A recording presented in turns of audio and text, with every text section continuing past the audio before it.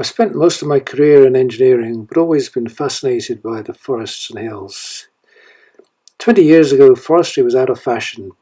People were saying we don't need timber, we can replace it all with plastic. Yeah, right. Plastics, derived from oil. Plastics, which litter the environment for 1,000 years. I didn't think much of that. But anyway, so forests were practically being given away, and I took on some.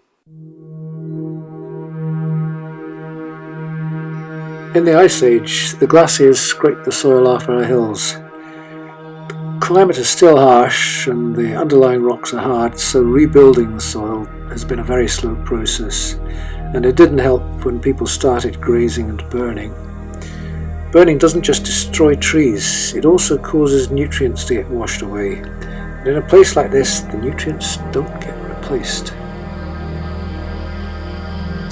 So what happens when we plant trees back on the hills? Most trees can tolerate poor soil, and some trees can thrive in extremely poor soil.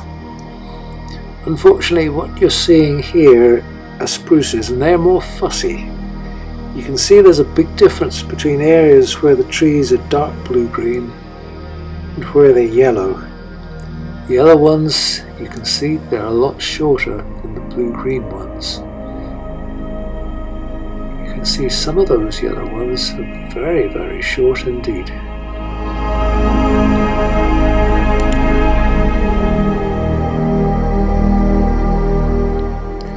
Let's have a look straight down at the aerial map of that last scene.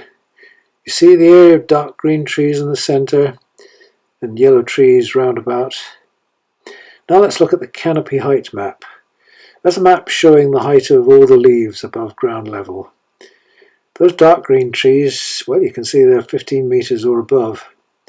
Those yellow trees, well, some of them aren't even 3 metres, and they were planted 30 years ago.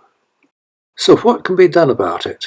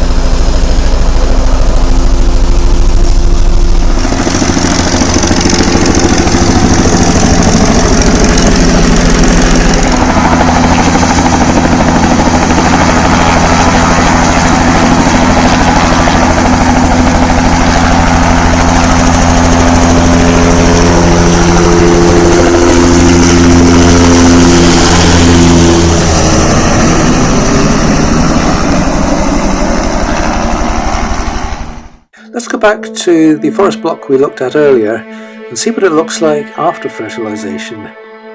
Well, the yellow trees have all turned green, so growth should now be much more even. But aerial fertilisation is very expensive, and dumping artificial fertiliser from a helicopter is not very environmentally friendly. I don't ever want to do it again.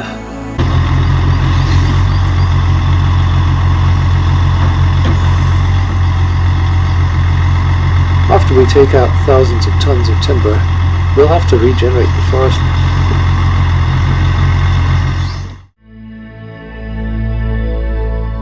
So now, this is what the forest looks like.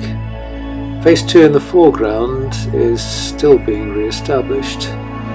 Phase 1 in the background is fully restocked now. And no fertilizer was required at all.